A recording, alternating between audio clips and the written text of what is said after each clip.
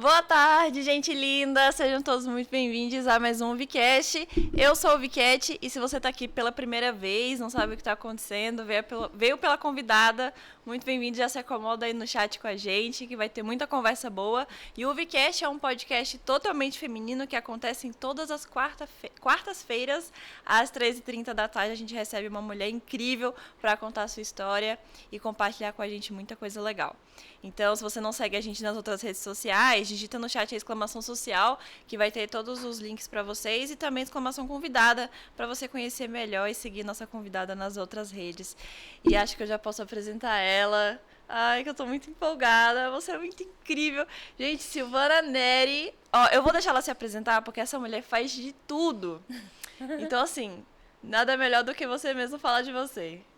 Ai, gente, primeiro é um prazer estar aqui com você, Cat, né? Eu, assim, já fico admirada com o trabalho que você faz, é incrível esse poder de dar visibilidade a mais mulheres. A gente faz muita coisa, mas muitas mulheres ficam nos bastidores, né? Então, assim, é super interessante o trabalho que a Cat faz. Quem não segue ainda, siga. Meu nome é Silvana Neri, sou um monte de coisa, mas assim, eu gosto de falar o que é que eu tô fazendo essa semana, porque eu acho que ajuda, né, as pessoas a entenderem. Eu sou game designer, eu sou produtora, eu sou head da BDS Labs, eu sou coordenadora geral do Oficinas Lúdicas, que dá formação para educadores para trabalhar com jogos na aprendizagem. Eu sou CEO da Lab 108, que trabalha com jogos, tecnologia e educação. Sou curadora de conteúdo do Gamepolitan, do Onipolitan e da Literal Games.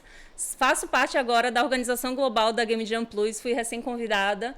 Além disso, eu estou trazendo para aqui para Salvador, né, a primeira etapa da Game Jam Plus Salvador, que acabou de acontecer, e a gente vai dia 22.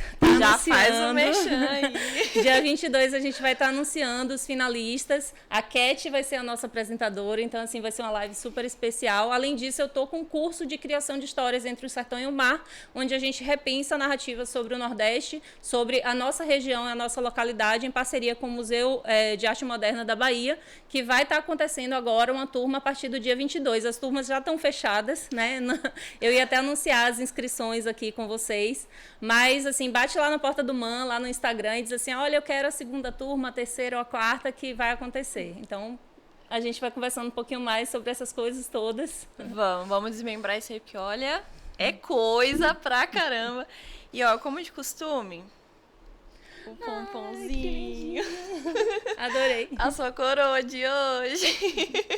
Adorei. Ai, que bonitinha. Ó, que surra que eu tô tomando dessa mulher. Realmente, uma surra. Você faz tudo. Eu não sei nem por onde começar. Mas vamos falar então. Você faz muita coisa com games, né? Sim. Muita coisa. Como que você começou a trabalhar nesse universo? É interessante essa pergunta, porque assim, até pouco tempo atrás eu respondia isso falando sobre coisas mais recentes. Mas eu acho interessante, assim, até para inspiração, né, de outras pessoas que são mais novas, inclusive, de entender os seus porquês. Então, assim, a minha família ela é muito grande, né? E aí a gente tem ali mais de 30 primos ao todo. E aí a gente sempre teve a cultura de final de semana se reunir ao redor de uma mesa de jogos, de carta, jogo de tabuleiro. Então a gente sempre teve essa cultura. Então isso permeou minha vida durante muito tempo. Além disso, aos 13 anos de idade, eu tive contato com o primeiro jogo de computador, que era um joguinho de esqui, né? É Ski Free, se não me engano. É o Windows 95, e aí eu conto minha idade a partir de agora, né? Acabei de denunciar a minha idade, então ali me inspirou tanto para o universo de jogos digitais, quanto me inspirou também para o universo de tecnologia, que foi onde eu ingressei, né? Fiz carreira em tecnologia, eu sou analista de sistemas por formação, tenho 18 anos na área. E aí, durante a graduação, a gente vê muito sobre o processo de criar jogos, porque a gente, para aprender uma nova linguagem, a gente acaba fazendo alguns processos lúdicos ali, como processo de aprendizagem mesmo. E aí, isso sempre permeou meu contexto, meu universo. Eu gostava muito de estudar também sobre jogos clássicos, e aí jogos clássicos físicos, né? Então, tinha tanto esse lado do jogo digital que ia permeando, quanto os jogos físicos. Em 2014, eu ainda estava em ambiente corporativo, ainda estava como analista de sistemas, administradora de banco de dados, responsável pelo setor de desenvolvimento de uma empresa de sistema financeiro, né? Era o lado, assim, sério da coisa. Em paralelo a isso, em 2014 eu tomei um curso da Copag, que é uma das maiores empresas de jogos Sim. aqui do Brasil, onde eu aprendi o processo produtivo de criar um jogo de cartas a partir de 100 cópias, né? E aí, a partir dessa experiência, eu comecei a me conectar com outros grupos, com outros coletivos, com pessoas e projetos dentro desse universo de jogos. E aí, eu comecei a desenvolver projetos ainda, né, no Brasil. E aí, quando chegou em 2016, eu entendi, olha, eu não quero sair de Salvador, pelo menos não nesse primeiro momento, então eu preciso começar a conectar com pessoas que são daqui.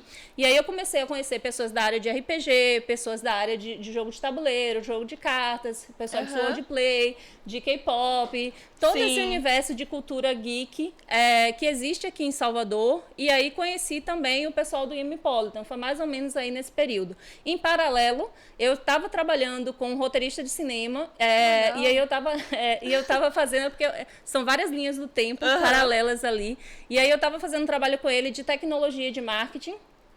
E aí ele tem um curso que é o Guia Prático do Roteirista, onde ele ensina roteiristas a começarem a ingressar nesse cenário, né? E como se conectar com editais, com produção para Netflix e outras plataformas. E aí surgiu o questionamento de como é que a gente conecta esse universo de audiovisual com games, com jogos, com games, etc. E aí foi uma outra vertente de reforço de dizer assim, vamos também ingressar um pouquinho mais por essa área. Então, tudo foi confluindo para dizer assim, olha, agora você vai fazer a segunda transição de carreira da sua vida, desse universo de tecnologia para o universo de games. E como que foi isso? Porque você já tinha uma carreira meio que consolidada, né? Sim. Uma coisa que já era ali.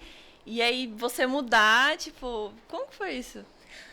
Foi tranquilo, porque o que é que acontece? Eu não fiz essa transição de uma hora para outra. Eu já tinha feito uma primeira transição aos 16 anos de idade, onde eu trabalhava no universo de moda, em atacado. E aí eu fiz essa transição para a tecnologia de forma consciente, sabendo o que eu estava fazendo. Então, quando eu fiz essa segunda transição de continuar com tecnologia, mas deixar ela mais de segundo plano e passar para trabalhar em primeiro plano com jogos, eu fiz isso de 2014 até ali mais ou menos 2017.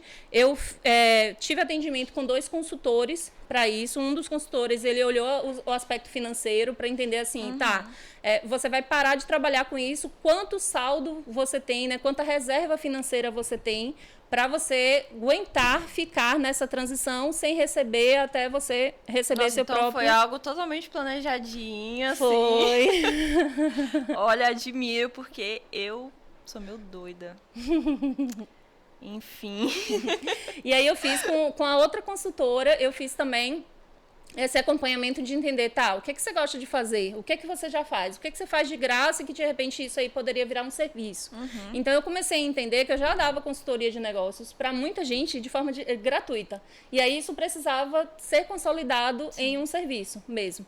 E aí, eu fui trabalhando em paralelo com essa questão da consultoria. Eu fui integrando consultoria com processos lúdicos, como gamificação, como processos de criação de jogos, como processos de aplicação de jogos comerciais, tanto em ambiente corporativo quanto em ambiente de aprendizagem. E aí eu me conectei também com uma pessoa aqui em Salvador, que é onde hoje eu sou coordenadora geral, já acho que uns 4, 5 anos, a gente sempre perde as contas, porque já tem bastante tempo, que é Oficinas Lúdicas. Então, no Oficinas Lúdicas, a gente atende tanto pessoas que trabalham com jogos corporativos, Serious Game, quanto dentro da parte da aprendizagem. E aí, a partir de, se não me engano, 2019, eu me tornei, a minha empresa, né, a Lab 108, se tornou credenciada do SESI para começar a aplicar curso de game design, porque a gente já atendia, só que eu atendia via oficinas lúdicas, né?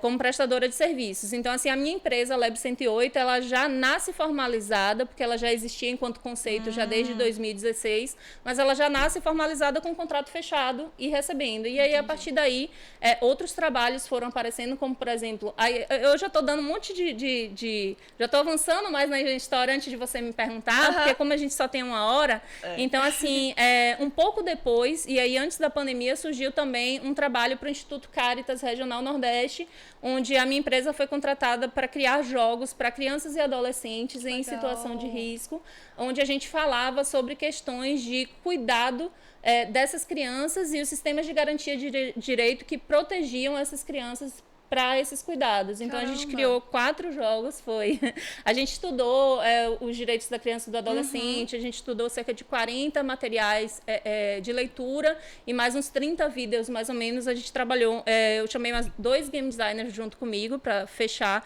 esse processo de criação de jogos, uma ilustradora e uma diagramadora. E aí, em 5 pessoas, a gente conseguiu construir em tempo recorde, mas também cuidando da qualidade, 4 jogos que falam sobre essa temática. Então, Caramba. foram jogo de cartas, jogo de tabuleiro, jogo de RPG. Que legal. E a gente conseguiu usar um mesmo sistema de jogo, né? Uma mesma estrutura de jogo. A gente trabalhou em cima do baralho, que é uma leitura universal, que todo mundo conhece baralho.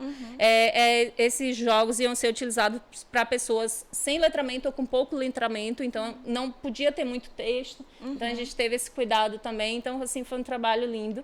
E aí gerou um material com 16 kits que foram distribuídos no Nordeste inteiro. Caramba. Quando você fala criança em risco, criança e adolescente, quais são os riscos? Nesse caso específico, foi um trabalho que o Instituto Caritas já estava fazendo já há 1 ano, se eu não me engano. E a ideia era trabalhar com esses multiplicadores que já estavam em atendimento com essas crianças em situação de enfrentamento a abuso sexual. Então, assim, eram questões muito delicadas para um público muito específico, que era um público também sem letramento. Então, você tinha que ter toda a sensibilidade da aplicação desse conteúdo, como é que você ia trazer isso. Não é a ludicidade pela ludicidade, né? Tem um aspecto ali de transformação social também, de atendimento, de cuidado. Então, psicólogos também estão junto nesse trabalho. Então, foi todo cercadinho, assim, para a gente fazer um atendimento bacana para o pessoal. Caramba, que legal. Me chamou a atenção você falar das oficinas lúdicas, né? Que eu acho incrível demais. Eu já estudei sobre isso na psicologia, que eu fiz psicologia. E essa parte de, tipo assim, você conhecer... Porque a criança, colocando criança, né? Que é a parte de desenvolvimento que você falou, ela não consegue se expressar como um adulto se expressa, né? Sim. Então, através dos jogos lúdicos, o psicólogo ele consegue identificar coisas pontuais. E eu fico, caramba, isso é muito incrível, muito incrível. Como acontece, né? É interessante que, assim, eu tenho diversos relatos, porque, assim, nesse trabalho também com oficinas lúdicas, a gente sempre atende pessoas de diferentes gerações. E é interessante quando essas pessoas de diferentes gerações estão juntas no mesmo jogo. Sim. Porque aí, a partir daí, essas pessoas elas não assumem os mesmos papéis sociais que elas assumem fora do jogo. Elas assumem o papel social dentro do jogo, que eu sou agora esse personagem, eu tenho que agir como esse personagem dentro do jogo. E isso facilita muito os diálogos e as interações, porque as estruturas que são postas, elas são reduzidas. E aí, por exemplo, eu consigo fazer com que um avô ou uma avó converse com a criança quase no mesmo nível ali, só que dentro do jogo. Então, essa criança, ela se sente mais livre também de expressar seus desejos, suas vontades, seus interesses ali dentro do jogo. A gente tem análises que a gente faz de perfil do jogador enquanto ele joga, né? A gente tem alguns perfis já mapeados. Isso, assim, não é dentro de oficinas lúdicas, mas, assim, em estudo, em pesquisa. A gente tem também a análise de habilidades e competências que a pessoa pode desenvolver enquanto ela está jogando. Então, as múltiplas inteligências de Gartner também. Sim. Então, a gente observa uma série de fatores. Hoje, a gente não tem... e aí, olhando para o outro lado, a gente não tem muito avanço em relação a uma pesquisa quantitativa desse mapeamento. É mais uma pesquisa qualitativa. Sim. Então, a gente consegue, por observação, a gente consegue definir junto com a escola, por exemplo, que a gente faz muita parceria com instituições acadêmicas, escolas, universidades, onde a gente define primeiro quais são o grupo de indicadores que a gente vai avaliar, e aí, a partir desse grupo de indicadores definido, aí a gente começa a fazer as análises. Então, assim, para a gente conseguir atender, que é o que sempre os professores falam, como é que eu consigo colocar 6 mesas de jogos dentro da sala de aula e eu sou um professor só, como é que eu faço? Então, assim, trazendo já para o aspecto prático, o que é que a gente sempre recomenda? A gente diz assim, olha, identifica na sua sala quem são as pessoas que já têm interesse em jogos, que já conhecem um pouquinho mais, traz essas pessoas para perto, 4 ou 5 pessoas, treina essas pessoas à parte, como um grupo focal, e a partir daí essas pessoas se tornam monitores do professor em sala. Então, você sempre vai ter um representante ali do professor, sendo aluno do mesmo jeito, sendo estudante, Aham. e ele passa a aplicar o jogo. Então, cabe ao professor esse papel mais de observador do cenário como um todo e deixa a sala também mais livre para trabalhar. Sim, nossa, isso é muito legal, essa visão. E é interessante falar disso, porque a gente está numa geração agora que é digital totalmente, né? Sim. E os jogos, os esportes, eles estão crescendo mais agora, né? Sim. E aí a gente pega a geração passada, que não teve contato tanto, né, com isso, e você falar para uma pessoa assim que os jogos mudam as pessoas, que os jogos eles conseguem transformar vidas, as crianças, adolescentes, como você falou, isso é muito incrível. Eu tô assim vislumbrada com você. É interessante você falar isso, porque assim, quando você puxa pro lado de jogos digitais, aí eu vou trazer um relato já bem pessoal mesmo. Eu tenho um rapazinho que agora já é um jovem adulto, oh, meu Deus. que ele tem 18 anos, hoje ele está trabalhando com tecnologia e muito do trabalho dele com tecnologia vem do fato de eu ser analista de sistemas, o pai também, então assim, ele permeou o tempo todo esse universo de tecnologia, foi realidade para ele, mas também essa interação muito próxima com jogos. Sim. Então, por exemplo, aos 6 anos de idade, eu comecei a identificar, aos 6 anos de idade dele, comecei a identificar que ele já estava assistindo tutoriais no YouTube do jogo que ele curtia, que na época era o Clube do Pinguim, para entender, né, macetes, técnicas, dinâmicas. Eu disse assim, tá, beleza, isso faz parte do processo de aprendizagem dele, então é uma realidade, é como ele gosta de aprender, ele gosta de aprender muito mais por vídeo do que por texto, então vamos nos valer disso para oferecer melhores ferramentas para ele em relação a outras aprendizagens que ele pode ter. Então, isso já vai desdobrando um monte de coisa interessante. Eu acho que isso até facilita muito o processo, né, de educadora, como mãe e tal. Porque eu não sou mãe, não pretendo ser mãe, pelo menos não agora. E eu não imagino como deve ser difícil você criar uma criança, sabe? É uma novidade. Uma criança, um adolescente, nossa, a idade terrível, meu Deus. Já passei dessa fase. Eu também, graças a Deus. Nossa, eu era insuportável. E isso facilita, né? Você identificar isso. Muito legal você, tipo, tá atenta a isso, você olhar pra isso com atenção, né? Porque, como eu falei, essa foi a sua realidade, mas a maioria não vê como uma oportunidade de facilitar o aprendizado, né? A maioria das vezes que eu vejo, pelo menos, é os pais bloqueando essa parte de jogos, de vídeo. Eu não acho isso legal. Eu gosto muito do que uma amiga minha, que é a Evelyn Castro, traz como fala, e eu também acredito muito nisso, que você precisa entender sobre esse universo para você conseguir mediar. Então, assim, a gente no Oficinas Lúdicas, a gente fala muito isso, na Lab 108 eu falo, eu como head da BDS Labs, eu também acredito que a gente precisa mediar, só que para a gente mediar, a gente precisa entender. A mediação, ela não é só o reforço de não pode.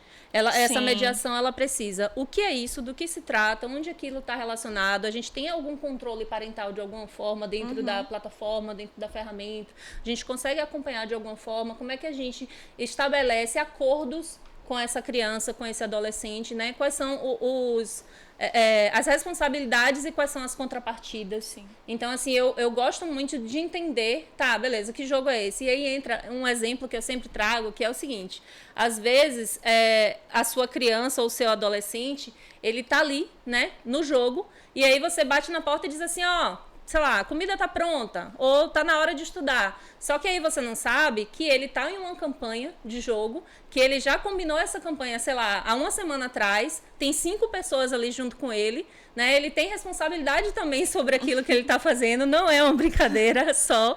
E aquilo ali, ele levantar e sair, tem impacto também para o círculo social onde ele está relacionado. Então, ter esse cuidado também, essa atenção, esse olhar para o outro, né? Não é só os nossos interesses, as nossas vontades. Então, assim, precisa se estabelecer acordo. No momento que você estabelece esses acordos e em via de mão dupla, torna-se mais fácil esse processo de comunicação. E eu acredito muito nisso. Nossa, minha mente explodiu agora, assim.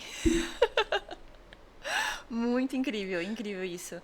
E isso me lembrou até também, de novo, a psicologia, que fala do processo de aprendizagem, que quando você transforma a aprendizagem para a criança de uma forma que ela gosta, de uma forma que ela entende, ela vai querer aprender, ela vai querer estar ali. Então, se você tornar o aprendizado uma coisa, uma obrigação, por mais que seja uma obrigação, por mais que ela tenha que entender que é importante, se você tornar aquilo algo pesado para ela, não vai ser algo fácil, né? Não vai ser algo que ela tenha prazer em fazer. Muito legal isso que você falou. De acordos, criar acordos, né? Isso me lembrou até o meu sobrinho. Eu tenho 6 sobrinhos. A tia. A tia. E aí, esse meu sobrinho, ele tá na escola e tal, né? E aí, eu lembro uma vez... Ele também gosta muito de jogar. Ele fala que ele quer ser jogador profissional e tal. Traz pra cá, pra BDS. É isso, vou trazer ele. Nossa, a mãe dele me mata se eu ouvir falando isso. E aí, ele me tem como referência nessa parte de jogos. Eu acho isso muito legal. E aí, teve uma vez que ele tirou uma nota baixa no boletim. E assim, ele foi lá no meu quarto. Eu lembro desse dia. Ele foi lá no meu quarto e falou: tia, fala com a minha mãe que eu tirei uma nota baixa. Mas assim, fala pra ela não brigar comigo. E aí cadê seu boletim? Deixa eu ver. E aí tinha uma nota baixa e as outras estavam todas altas. Era só em uma matéria específica que ele tava com nota baixa. Aí eu falei, tá bom, vou lá falar com sua mãe. Aí ele já ficou assim atrás de mim, assim, morrendo de medo da mãe dele. Aí eu falei, então, ele tinha uma nota baixa, mas assim, as outras notas dele estão muito boas. Vamos entender por que especificamente nessa matéria ele não foi bem. Porque nas outras foi ótimo. E por que nessa aqui que ele tá tendo dificuldade, sabe? Identificar isso. Mas aí ela ficou brava, porque ele tinha uma baixa. Eu falei, não, você não tem que fazer assim. Você tem que reforçar o que foi bom e falar, não, vamos melhorar isso aqui juntos. Mas ela não tem paciência, aí tirou o celular dele, tirou o computador. Eu falei, oh, meu Deus, não adiantou nada eu falar. Enfim.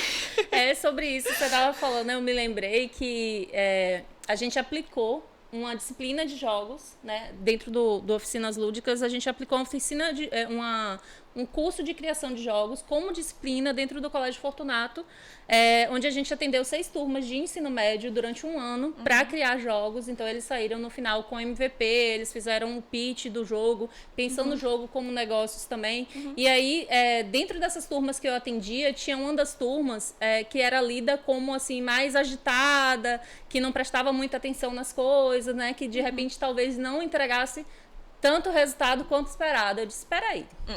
Né? Gostei do desafio. Deixa essa aqui comigo. Essa aqui eu vou. Essa aqui eu vou. Mas daí, assim, da porta para dentro, você é o educador. Então, você tem que estabelecer também, de novo, os acordos. Você tem que entender o processo de mediação. Você tem que entender o lado das pessoas que estão ali. Então, assim, a gente tinha um cenário, por exemplo, tinha uma menina que ela aparentava estar um pouquinho menos presente ou um pouquinho mais cansada, mas aí quando você vai ver 2, 3 encontros depois e conversar e se aproximar, ela tinha que, na sexta para sábado, que a nossa aula era no sábado, ela tinha que arrumar a casa inteira, né, logo depois que ela chegava em casa, então ela já chegava um pouquinho mais cansada. Então, assim, tem outros estudantes que gostavam daquilo que a gente estava fazendo, mas queriam um pouquinho mais, queriam puxar também, a gente trazia jogo de carta, jogo de tabuleiro, a gente orientava também processo de criação de RPG e outros jogos, mas aí ele já estava um pouquinho mais avançado do que os outros. E aí, como é que você continua inspirando essas pessoas, né? Não traz todo mundo para o mesmo patamar, porque são pessoas diferentes, com realidades diferentes, backgrounds diferentes. Eu atendo educadores do Instituto Anísio Teixeira, que é responsável por formar a rede de aprendizado estadual. Então, toda a rede estadual, o Instituto Anísio Teixeira é responsável por formar. Inclusive, a gente, a propaganda, a gente está num próximo ciclo de residência de aprendizagem criativa. As inscrições estão abertas, então procure o Instituto Anísio Teixeira no Instagram. Você que é educador, tanto da rede estadual da Bahia, quanto da rede municipal ou do Brasil inteiro, você pode participar da residência de aprendizagem criativa, que funciona da mesma forma como a residência artística. Você vai visitar um espaço e aí você aprende sobre como aquele espaço funciona, como é que aquelas pessoas trabalham ali, quais são as inspirações e as referências que ela tem, só que a diferença é que isso tudo acontece online, são cerca de 25 a 30 mentores, onde cada equipe tem direito a 8 horas de atendimento para desenvolver seu projeto de aprendizagem criativa. Então, isso inspira também muito projeto na área de jogos. Sim. Então, foi um dos motivos de eu ter sido convidada, esse trabalho que eu faço com tecnologia, o trabalho que eu faço com jogos. E aí a gente atende muitos projetos. Eu quero trabalhar com jogo na aprendizagem, mas aí o que é que eu faço, né? Para onde é que eu vou? Como é que eu começo? Como é que eu tenho interesse enquanto educador, mas como é que eu convenço a minha coordenação? Como é que eu convenço a diretoria a trabalhar com isso? Quais são os custos envolvidos para você levar jogos para dentro de sala de aula? E aí, do outro lado também do estudante beleza, tem essa aplicação aqui de jogo, mas ela foi pensada para mim, ela foi pensada só como um plano A e de repente tem um estudante ali que ele não se interessa por aquela dinâmica, por algum motivo, qualquer que seja, né? Como é que eu faço para continuar a manter o engajamento e a motivação dessas pessoas a partir de uma dinâmica que já foi posta? Então, assim, eu não posso dizer assim, não, todo mundo tem que participar, porque eu já criei isso aqui, tá pronto, eu não tenho mais como mudar. Você tem que pensar num processo tem que ser flexível, né? Ser flexível. E essa flexibilidade, ela precisa estar planejada também. Então, assim, a gente, antes de levar isso para a sala de aula, a gente já tem que pensar, beleza, o plano A é esse aqui, mas se, por exemplo, de 100 alunos, só 60 aderirem a essa dinâmica, o que é que eu faço com os 40? E aí, depois, o que é que eu faço com os outros 20 que, de repente, sobraram? Então, você tem que ter alternativas ali. Então, o lúdico, ele também é planejado. Com certeza, e muito. Está lidando com o processo de crescimento, de aprendizado, né? Muita responsabilidade. E isso até me lembrou também do campeonato que teve de CSGO aqui na Bahia, que eu apresentei, inclusive, e a gente teve um time que era da escola. Então, era ali adolescentes que estavam jogando, né? Sim. Até um pessoal mais velho também. E aí, eu fui entrevistar o dono da escola, o diretor da escola, e ele falou muito sobre isso também, da importância que os jogos têm, de como é importante você levar isso para as escolas, tanto no processo de aprendizagem, tanto também como o processo da pessoa, ela tá passando por algum momento difícil, e o jogo meio que resgatar ela de alguma forma, tirar ela de uma depressão, enfim, tem muitas questões, sabe? E também, acho que eu posso até falar de uma esperança, sabe? Para as pessoas em situações de favela, de rua, enfim, muitas questões que os jogos são extremamente importantes. E você levar isso é incrível. Você tá como uma mulher à frente disso, de tantas coisas que você faz. É muito incrível, é muito inspirador, de verdade. E, sei lá, só agradecer pela sua existência, assim. Eu não sei quanto mais tempo a gente tem, mas quando você falou aí eu me lembrei que a gente tá na BDS aplicando agora, né? Tá com as inscrições abertas para os estudantes do Colégio Oficina participarem da Shot Cup, edição especial do Colégio Oficina. Eu participei da construção desse projeto pedagógico, de aplicar alguns jogos lá. E aí, nesse processo de escrita desse projeto pedagógico, eu estava justamente construindo, né? A partir de que lugar a gente fala quando a gente vai levar um jogo eletrônico competitivo para dentro do processo de aprendizagem. Então, a gente tem uma série de metodologias que a gente tem que se inspirar para trazer isso, para não trazer de uma forma leviana, né? Nunca ela é sempre construída, é muito bem pensada, muito bem embasada. Então, a gente entende o contexto da escola, a gente estuda esse contexto da escola para aplicar esse projeto, a gente entende também qual é a relação que o educador, a relação que esse estudante vai ter com esse jogo, o que ele aprende nesse processo, porque assim, eu gosto de olhar sempre através de 3 óticas, que é a ótica do processo da criação do jogo, e a gente acabou não abordando isso ainda, não sei se vai dar tempo. Dá tempo. A gente olha sobre a ótica do jogo enquanto entretenimento e a gente olha sobre a ótica do jogo enquanto aprendizado. E aí você acabou de me falar algumas coisas ali de contexto de dentro do jogo, muitas vezes me é mais permitido ter acessos e redes de apoio e de contato que eu teria fora do jogo. Então, acontece com pessoas em situação de periferia, ausência de acessos. É muito mais ausência de acessos e ausência de rede de apoio do que qualquer outra coisa. Sim. E aí, dentro do jogo, eu sou um personagem, eu tenho acesso a uma série de recursos. Muitos desses recursos eu obtenho através do meu próprio agir ali dentro do jogo, né? E eu consigo firmar parcerias, eu consigo, né, fazer parte de um clã. Então, assim, esse sentimento de pertencimento, ele é muito importante. Essa sensação da referência, né? A gente teve recentemente no Valorant a Raze, que ela é baiana. Maravilhosa. Maravilhosa. Então, assim, você ter a oportunidade de olhar e se sentir pertencente faz toda a diferença. Então, qualquer trabalho que se for fazer com o jogo, é interessante sempre ter esse cuidado de dizer assim, tá, para quem eu tô aplicando, né? Como é que eu trago, como é que eu faço o que o pessoal normalmente de consultoria fala, como é que eu faço um rapport, como é que eu faço uma conexão com essa pessoa, né? Como é que eu olho o contexto dela e falo a partir do contexto dela para isso que eu preciso trazer. Então, na aprendizagem, a gente fala sobre zona proximal. E a gente gosta muito de fazer isso quando eu aplico palestra, workshop, qualquer coisa assim. Então, assim, quando você entra para participar de uma palestra, você veio da rua, você veio correndo, você pegou um ônibus ou um Uber, o que for, não sei o quê, sua mente está em 50 coisas que você precisa fazer hoje, e você abre a porta e entra e tem uma pessoa lá na frente falando com você. Então, como é que essa pessoa que está lá na frente olha para você e faz uma conexão com você? Então, essa conexão, ela precisa ser passo a passo. Você vai trazendo a pessoa para perto, através de algumas dinâmicas, até que você sinta que efetivamente está todo mundo ali participando junto. Então, tem todo um acompanhamento para chegar ali também. E aí, no processo de criação de jogo, eu já vou começar a puxar sobre isso. No processo de criação de jogo, a gente tem também, quando o game designer ou quando qualquer outro profissional que faz parte do processo de criação de jogo, ele vai criar essa experiência, ele precisa olhar para quem é que ele está criando também. Então, assim, identificar qual que é o perfil desse usuário, né?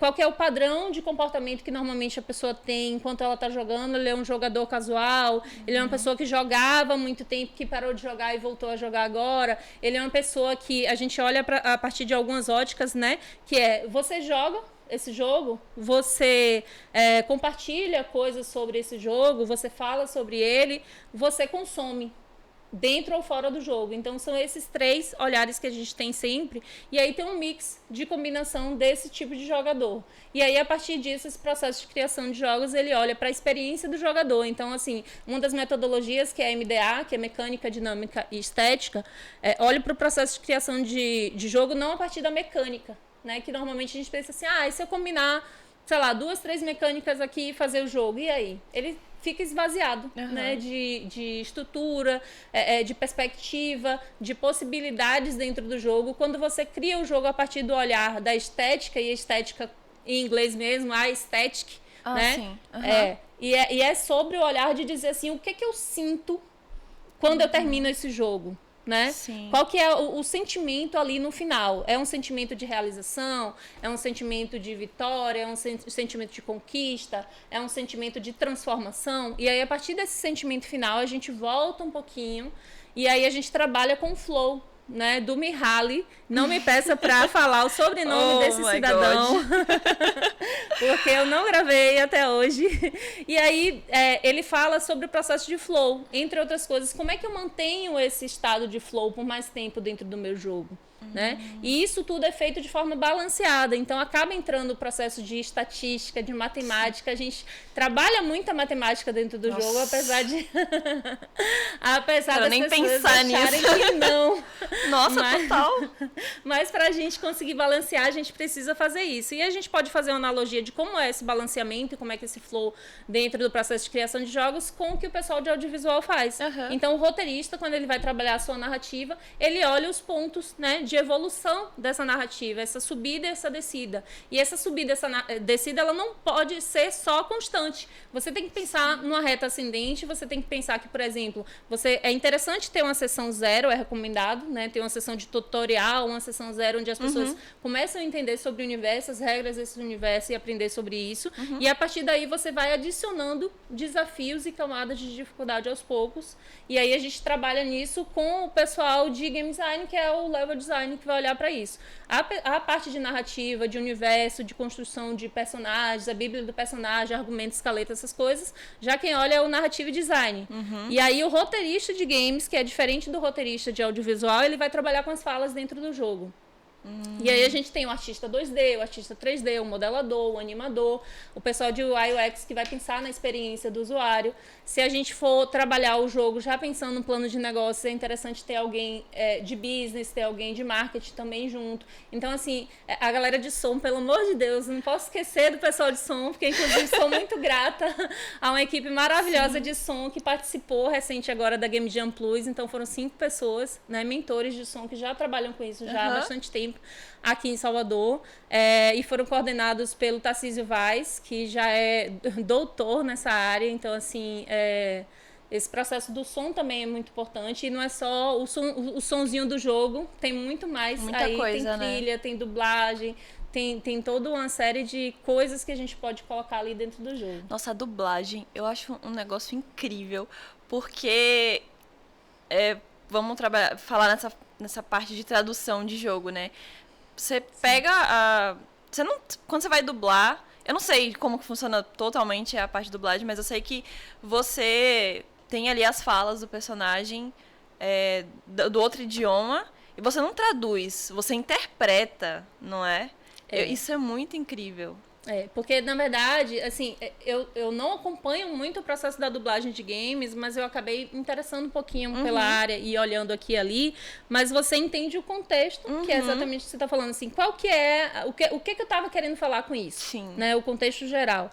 E aí você tem que trazer a localidade. Sim. Então, assim, pra onde eu tô falando, como é que esse público interpreta aquilo isso. Tudo que você já falou, né, de público e tal. Isso. E até falando da Reise, né, que você mencionou, ela tem muito isso. Muito, muito. Tem o sotaque, né, que não era uma coisa traduzida, é regional. Tem as falas específicas dela, gíria. Enfim, é um processo criativo, um processo incrível demais. Para isso ser possível, a gente, dentro dos estúdios que são AAA, né, como a gente chama, que são os estúdios que têm uma mega estrutura, tem uma equipe pensada nessa questão da expansão, né, dos jogos para outras regiões, onde eles estudam a questão da agência e da localidade, que é o que eu estava falando. É assim, para onde eu vou e como é que eu traduzo isso. Então, assim, tem uma equipe, é como se fosse uma empresa à parte só para pensar sobre isso. Sim. E, nossa, você falou um pouquinho das etapas de criação de jogo. E eu nem imagino como deve ser trabalhoso tudo isso. E, assim, uma média, quanto tempo mais ou menos que vocês levam para a criação de um jogo? É interessante você perguntar isso. Normalmente as pessoas perguntam. Só que é muito mais interessante observar que, assim, é pensar qual que é o meu objetivo com esse jogo. Então, assim, é um jogo comercial?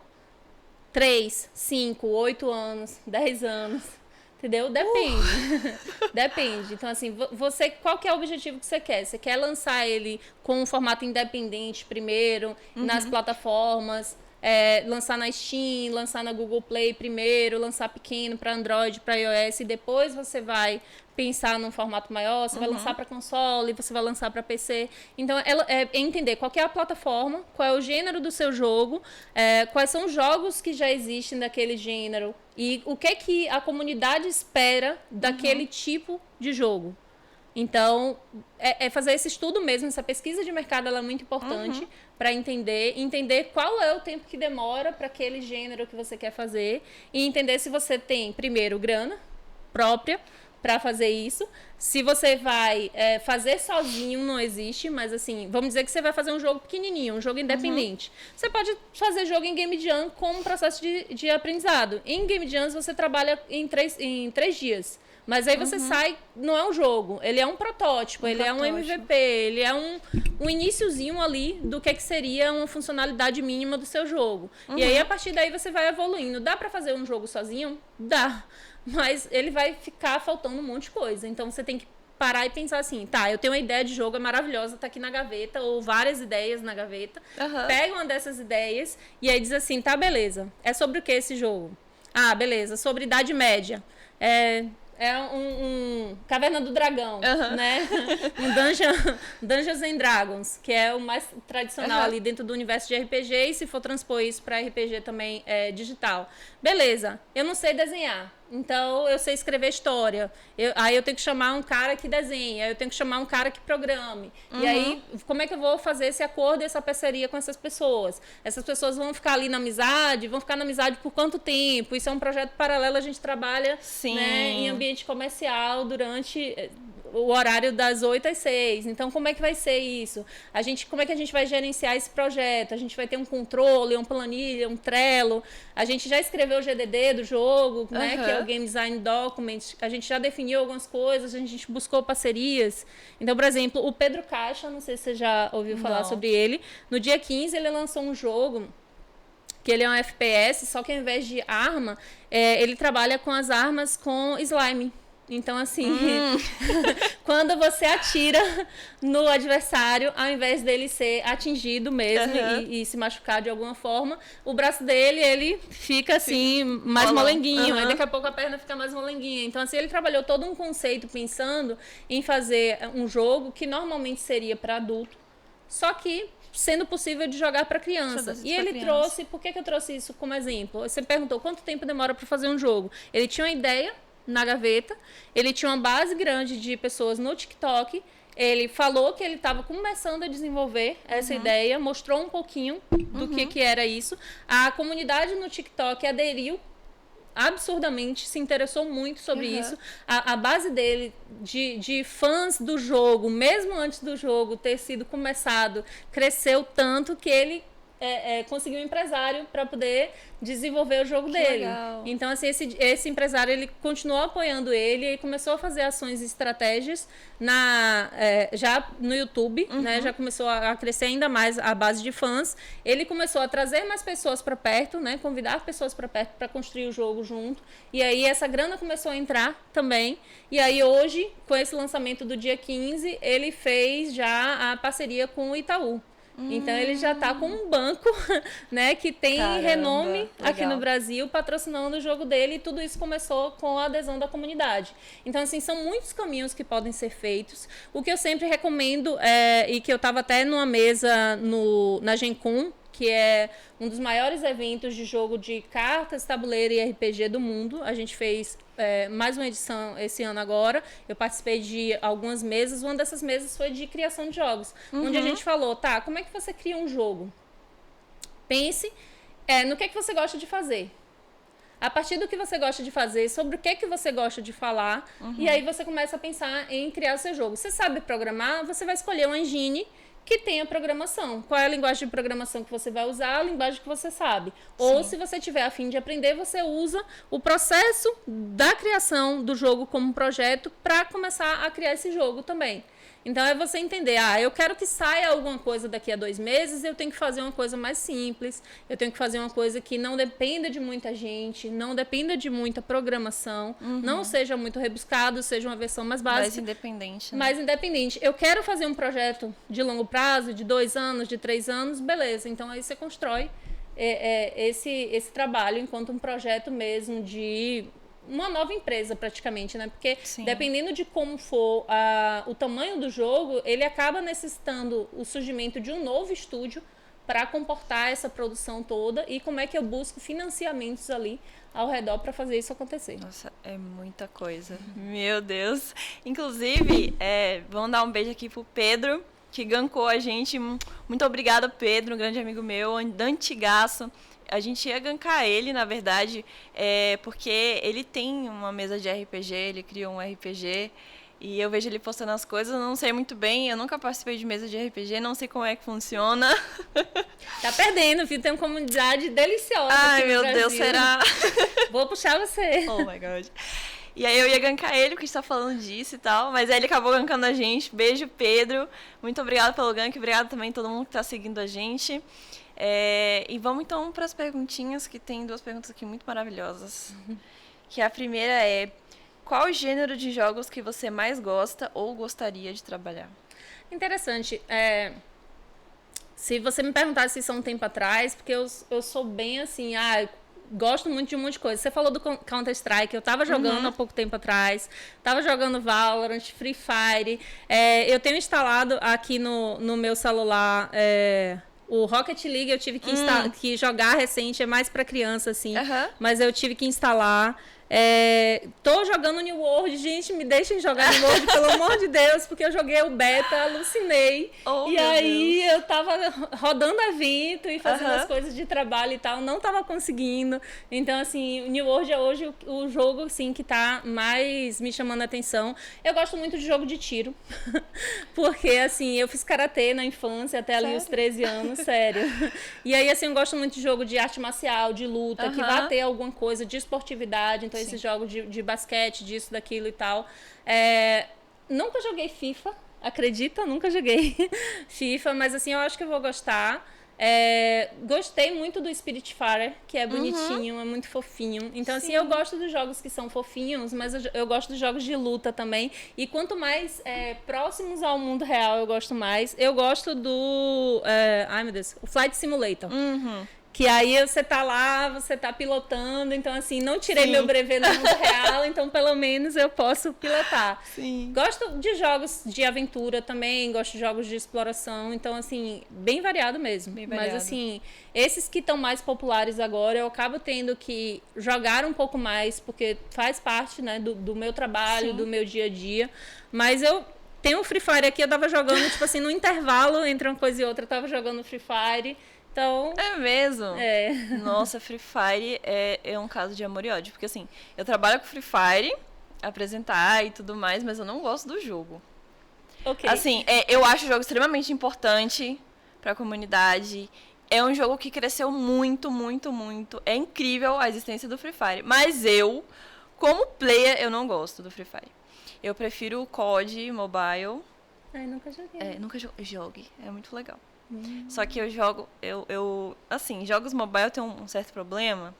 Porque, não sei, a minha mão é estranha. Ela fica doendo, fica formigando. Aí eu prefiro quando é no PC. Aí, como meu PC não roda o COD Warzone, eu jogo o COD Mobile no emulador, no computador. Vou fazer isso. Aí eu faço isso. Mas é legal. Mas o Free Fire é muito importante, muito grande, né? Nossa, cresceu muito, muito, muito, muito, muito, muito. E assim, eu gosto.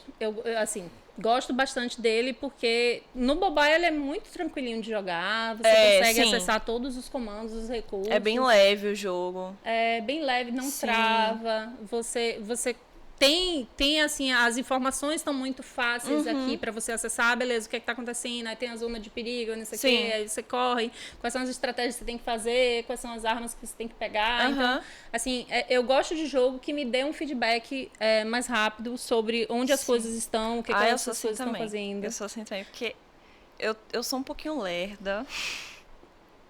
E até jogo que tem informação demais eu me perco. Eu jogo Valorant, né, que você estava falando. Sim. Só que o Valorant, eu me perco muito. Eu tenho déficit de atenção. TDAH. Sim. E coisinhas coloridas demais, muita informação. Nossa, eu até... O Gabriel, meu namorado, ele brigou comigo um dia desses. Que eu me distraí. Eu tava ali, só eu. Sobrou só eu no meu time. Tava pra matar. Acho que tava eu e mais um. Eu e um do outro time. E aí o cara apareceu na minha frente e eu viajei, cara. Eu não sei o que aconteceu comigo. Não sei. Sabe quando sua atenção vai pra outro... Você nem tá mais ali. O cara na minha frente. E ele falou, você não viu? Eu falei, nem vi o que aconteceu aqui agora. Me perdi aqui. Eu tenho muito isso. Já foi, eu nem vi. O cara na minha frente eu nem vi. Morreu, eu nem vi. Nem vi de onde foi. Sou muito assim. É interessante você falar que você disse que morreu e assim, durante muito tempo, né, na infância e no início da vida adulta, eu passava, nos jogos digitais principalmente, querendo fazer tudo certinho para não morrer.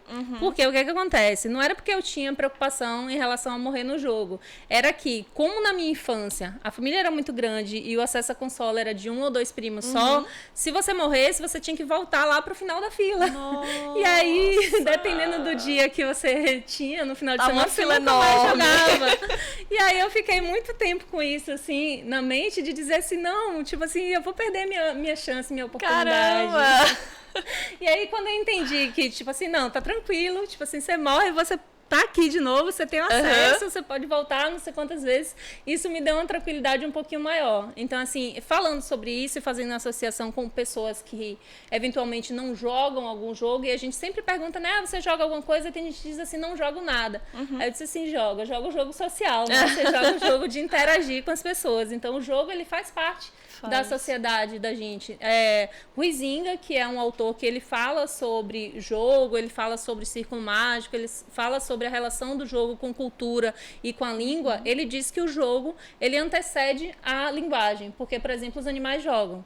Então, assim, eu não sei se você tem pet em casa, mas se você tiver, o pet, ele te chama para brincar. Ele faz um sinal que você entende que é para começar aquela brincadeira.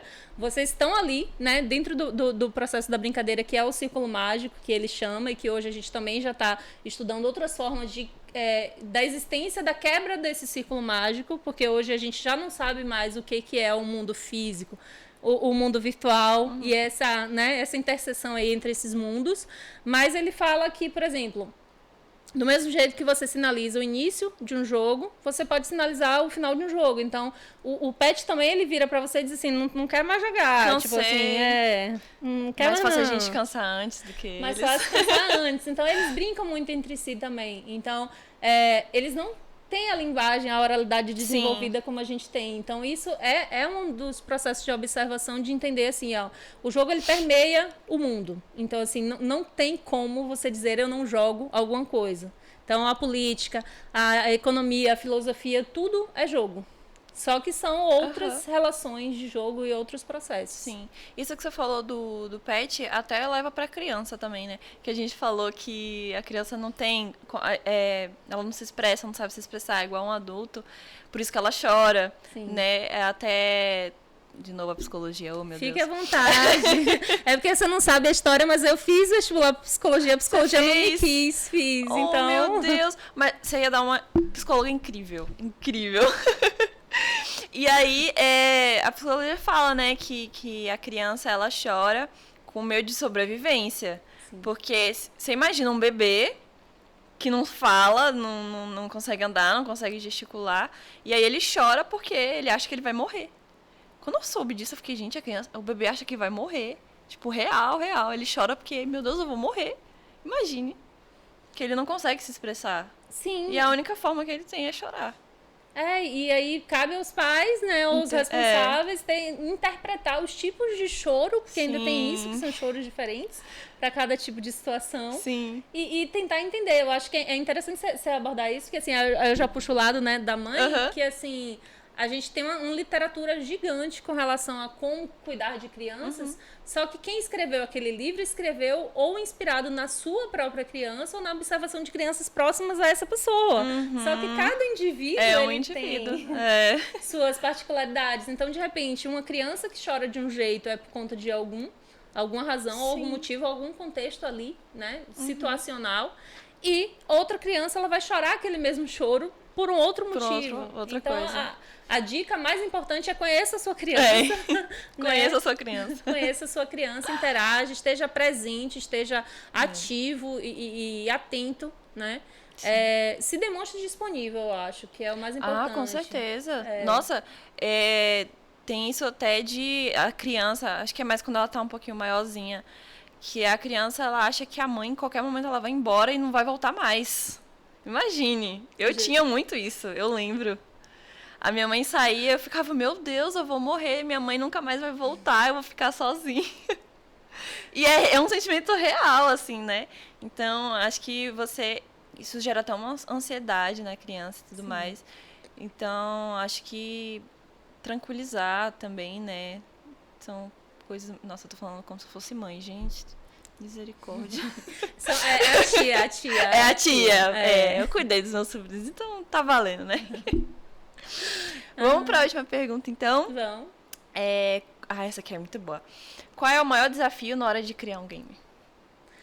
Interessante você falar isso, porque não sei quem foi que perguntou, mas é uma ótima pergunta para fechamento. Porque o que é que acontece? Quando você fala em desafios, você tem que entender o contexto. Sim. Então, por exemplo, esse grupo de jogos que a gente teve que criar, né, na Lab 108 para a Caritas Regional Nordeste que eu falei no início, a gente teve um contexto muito restrito e era uma série de desafios, porque a gente tinha o fator grana, que era curta, a gente teve o fator tempo, que era reduzido, a gente teve o fator complexidade, que era você, né, trabalhar com um público muito específico para temas muito sensíveis e entender que esses temas precisariam estar muito bem entendidos para serem aplicados por multiplicadores que iam aplicar para essas outras pessoas, então eram camadas. Então, assim, com relação ao desafio, o que eu posso dizer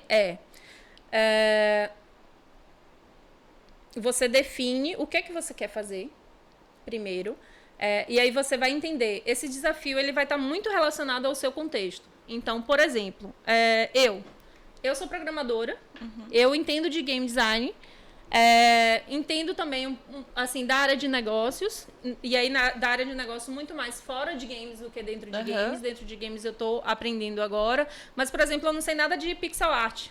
Um exemplo, eu não sei nada eu não sei nada de modelagem. Então, se eu inventar, por algum motivo, criar um jogo que tem muito forte o aspecto modelagem, isso para mim já é um desafio. Então, assim, como é que eu resolvo esse desafio, né? Que está posto e que eu me impus esse desafio. Eu tenho alguns caminhos. Um dos caminhos beleza, eu quero criar esse jogo de modelagem, quero porque quero sim. Então, eu vou aprender modelagem para criar esse jogo, não importa quanto tempo leve. Então, eu vou entender a minha curva de aprendizagem, de quanto tempo eu levo para aprender coisas relacionadas à modelagem 3D, para colocar isso dentro do processo de jogo. Então, assim, quando você fala em desafios, é bem amplo. Eu tô tentando aqui simplificar ao máximo, mas é dizer... repete só a pergunta de novo para poder voltar para... Qual é o maior desafio na hora de criar um game? Qual é o maior desafio na hora de criar um game?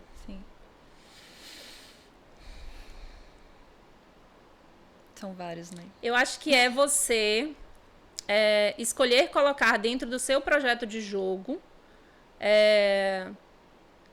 funcionalidades as quais você ainda não tem essa skill, essa habilidade. Esse é o maior desafio. Porque aí entra naquilo que eu já venho conversando essa uma hora inteira, que é o que é que você vai fazer a partir disso. Sim. Esse eu acho que é o maior desafio. Se você escolher colocar funcionalidades dentro do seu jogo as quais você não tem habilidade ainda para aplicar. Porque aí o desafio vai ser como é que eu vendo essa minha ideia para outras pessoas que possam ter aquela habilidade, como é que vão ser estabelecidos esses acordos para que essas pessoas continuem no projeto junto comigo, se é uma parceria, se é uma broderagem, se eu vou ter grana para pagar essas pessoas, se eu vou correr atrás de investidor para poder pagar essas pessoas para poder fazer isso, por quanto tempo isso vai acontecer. Então, é bem dentro desse sentido. E aí a recomendação que eu dou, não sei se a gente vai chegar nesse ponto, mas eu já vou me antecipando, que é dizer assim, independente de qual que é o desafio que você tem, comece com passos pequenos e assim, a internet está aí, né? Tem um monte de conteúdo bacana, é só você botar assim, sei lá, quero criar um jogo de anime que seja inspirado em um drama coreano. E aí vai aparecer gente que já tentou criar um jogo desse tipo, né? Então, assim, se não tá na sua língua, vá, assista em outra língua. Tem um recurso ali dentro do YouTube, onde você pode colocar a opção de tradução simultânea. Não sai uma tradução muito legalzinha, mas você consegue também ler. Você tem comunidades e comunidades dentro de cada gênero de jogo, tanto a comunidade de jogadores que possam te dar feedback com relação a como é a experiência de jogar um jogo desse tipo, quanto tem também comunidade de criadores de jogos. Então, a gente tem uma série de associações de criadores de jogos aqui no Brasil inteiro. Tem praticamente um em cada estado. ou agregadoras por estado também. A gente tem, eu já tinha falado do processo antes de Game Jams, que são eventos de criação de jogos em final de semana. Inclusive, por favor. Inclusive, por favor, vou aproveitar. No dia 22/10, às 18 horas, essa pessoa linda, Cat, vai fazer o encerramento da Game Jam Plus de Salvador, que aconteceu nos dias 8 a 10 de outubro, onde times criaram jogos, e ela vai anunciar quem são as 2 equipes finalistas que vai passar para a segunda fase da Game Jam Plus, onde esses jogos e mais outros 100 jogos vão passar por processo de aceleração e de mentoria para aperfeiçoar o processo de criação de jogos. Então, acompanhe no Instagram da Game Jam Plus, _Salvador. Ai, maravilhosa, vai ser incrível. Tô ansiosa. E pra gente encerrar, então, que eu já até puxo um pouquinho o que você estava falando, que dica você dá para uma pessoa que quer começar nessa área, seja, enfim, nas diversas profissões que você exerce, game design, enfim, como desenvolvedor de jogos? Qual é a dica que você tem? Bom, a primeira dica que eu dou é: esteja presente nos eventos de jogos. Essa é a primeira dica. Esteja presente nas comunidades que vão falar sobre o jogo. É a dica mais simples que eu tenho para dar. Esteja presente, se mostre interessado. Aquele jogo que você curte, que você tá a fim de fazer, comece a botar ele em prática, né? Pegue hoje e diga assim: eu vou rascunhar pelo menos um pouco sobre o meu jogo. Eu gosto bastante de trazer o aspecto de dizer assim: hoje é quarta-feira, né? Uhum. Eu gosto de dizer assim: o que dá para você fazer até sexta-feira sobre isso que você quer fazer? Legal. Independente do dia da semana. Sim. Então, se fosse segunda-feira, o que dá para fazer até sexta? Então, comece, bote em prática. E aí, quando você começar, vai começar a surgir questionamentos e dúvidas. Bata na porta das pessoas. Aquela pessoa que você vê do outro lado da telinha, como você está vendo a gente aqui, a gente não é tão distante assim, né? A gente está a um clique de distância no Instagram, no YouTube, no LinkedIn. Então, vários outros profissionais dentro da indústria de games estão a essa mesma distância de vocês que estão aí do outro lado. Então, demonstrem interesse, mas demonstrem real interesse, realmente coloquem em prática, né? Não fiquem só no campo das ideias, e bata na porta das pessoas. Agora, só não seja o chato do rolê, por favor, de ficar batendo na porta das pessoas e dizer assim: me mande todas as pesquisas que você tem sobre esse assunto, porque eu estou fazendo um TCC sobre isso. Já aconteceu. Gente. Então, corra atrás também, se dedique. Sim. E, estudar muito, né? Estudar muito. Pegue as referências interessantes das áreas que você tem interesse em fazer. Esteja presente e seja voluntário nos eventos, né? Porque a gente tem vários eventos de fomento à indústria de games, são bem bacanas.